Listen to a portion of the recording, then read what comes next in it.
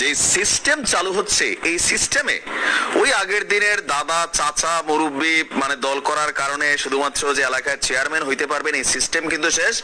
পড়াশোনা যাদের নাই, আগামীতে বিএনপি ক্ষমতায় আসবে চিন্তা করে, জামাত ক্ষমতায় আসবে চিন্তা করে যারা নির্বাচনের প্রস্তুতি নিচ্ছেন সবার জন্য এক বালতি সমবেদনা, কারণ সিস্টেমটা ভিন্ন হয়ে যাচ্ছে। ন্যূনতম গ্রাজুয়েট হইতে হবে, স্নাতক পাস হইতে হবে, কথাটা বুঝে আসছে? অশিক্ষিত লোক দিয়া আর আগামীর দিনের বাংলাদেশ চলবে না। চেয়ারম্যান হইতে হবে শিক্ষিত এবং স্মার্ট। তবে চেয়ারম্যানের সিস্টেমটা টোটালি 53 বছরের ইতিহাসে ভিন্ন এক ধারা আসছে। তবে একটু জায়গায় প্যাচ আছে। এই প্যাচটা হচ্ছে কি, আপনার যে মেম্বাররা কোটি টাকার মালিক হয়ে যাওয়ার একটা চান্স চলে আসছে। আসুন দেখি নতুন বাংলাদেশে চেয়ারম্যান এবং মেম্বার সিটি কর্পোরেশন থেকে শুরু করে পৌরসভার চেয়ারম্যান কিভাবে নির্বাচিত হবে।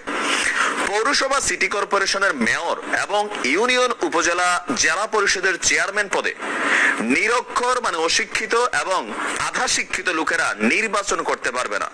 এই সকল পদে নির্বাচিত হতে লাগবে ন্যূনতম স্নাতক ডিগ্রি, মানে আপনাকে বিএ পাস করতে হবে মিনিমাম।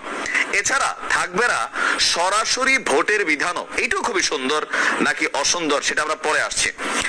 বিভিন্ন শ্রেণী পেশার মানুষের মতামত বিশ্লেষণ এবং রাজনৈতিক দলগুলোর সঙ্গে আলোচনা করে এমন সুপারিশ করতে যাচ্ছে স্থানীয় সরকার সংস্কার কমিশন। ফেব্রুয়ারি মাসের শেষের দিকে এই প্রতিবেদন জমা দেওয়ার প্রস্তুতি নিচ্ছে কমিশন। সংস্কার কমিশনের প্রধান যিনি আছেন ডক্টর তোফায়েল আহমেদ, তিনি বলছেন সাধারণ মানুষের অভিযোগ দল পেশি শক্তি এবং টাকার দাপটের কারণে শিক্ষিত মানুষ জনপ্রতিনিধি হতে পারে না। কথা কিন্তু সত্য। নিরক্ষর লোক যেন আর জনপ্রতিনিধি হতে না পারেন, শিক্ষিতরা জনপ্রতিনিধি হতে আগ্রহী হন এবং বিজয়ী হয়ে আসতে পারেন, এমন ভাবেই সংস্কারের প্রস্তাব দেওয়া হয়েছে। সংশ্লিষ্ট সূত্র বলছে ভোটাররা মানে আমরা যারা ভোট দেব আমরা শুধুমাত্র ইউনিয়ন পরিষদ হিসাবে সদস্য হিসাবে মেম্বারকে নির্বাচিত করব। এই ইউপি সদস্যরা আবার ভোট দিয়া চেয়ারম্যান নির্বাচিত করবেন যাকে কমপক্ষে স্নাতক ডিগ্রিধারী হতে হবে। এই জায়গাটাতে হচ্ছে পেসটা কোথায়? এখন ধরেন আমার এলাকায় 25 জন মেম্বার আছে, তো এই মেম্বাররা যাকে সিলেক্ট করবে তিনি কিন্তু চেয়ারম্যান হয়ে যাবেন, জনগণের ভোট লাগবে না। তো এই মেম্বারদেরকে কত টাকা খেলার মধ্যে ফালাই দিচ্ছে এটা বুঝছেন? এই জায়গাটা কিন্তু প্যাচ আছে।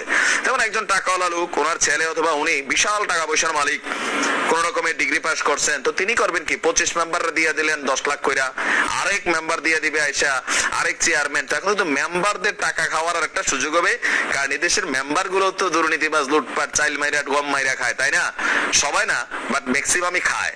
তো সেই ক্ষেত্রে মেম্বারদের খাওয়ার রাস্তাটা অনেক বড় হয়ে যাচ্ছে। তো আমার মনে হয় এই জায়গাটাতে আরেকটু পরিবর্তন চিন্তা ভাবনা দরকার, কারণ এই দেশে মানুষ টাকায় বিক্রি হয়ে যায়।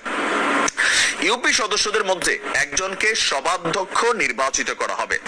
সভাধ্যক্ষকেও স্নাতক ডিগ্রিধারী হতে হবে, তার মানে মেম্বারকেও আপনার ডিগ্রি পাস হইতে হবে। একইভাবে সিটি কর্পোরেশন এবং পৌরসভায় নির্বাচন হবে। সার্বক্ষণিক দায়িত্ব পালন করতে হবে চেয়ারম্যান এবং মেয়রদের। তাদের বেতন কাঠামোতেও একটু উন্নতি করা হবে। ইউপি চেয়ারম্যানের বেতন উপজেলা পর্যায়ের প্রথম শ্রেণীর কর্মকর্তার সমান এবং পৌর মেয়রের বেতন উপজেলা নির্বাহী কর্মকর্তার সমান হবে। এটা ভালো, বেতন টেতন বাড়াবে। কিন্তু আমাদের দেশে চেয়ারম্যানি মেম্বার যারা করে তারা কি বেতনের জন্য করে? তারা করে রাস্তাঘাট, ইট কেলা যা আছে, পরিবেশ টরিবেশ সব খাইয়া খুইয়া সমান করার জন্য।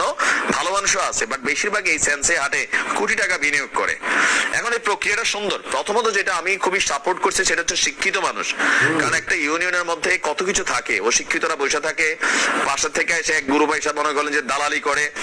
আর এখানে পরিবর্তন দরকার। মেম্বার চেয়ারম্যান অফকোর্স এডুকেটেড হওয়া উচিত, বাট জনগণের ভোটে মেম্বার নির্বাচিত হবার পর সেই মেম্বাররা চেয়ারম্যান কোন পদ্ধতিতে নির্বাচন করবে, সেখানে স্বচ্ছতার বিষয়টা কি থাকবে, টাকায় যে মেম্বাররা বিক্রি যাবে না কি যাবে না, সেটারে আরেকটু মনিটরিং অথবা পরিবর্তন, এখানে সংযোজন বিযোজন করাটা জরুরি। But the system is good.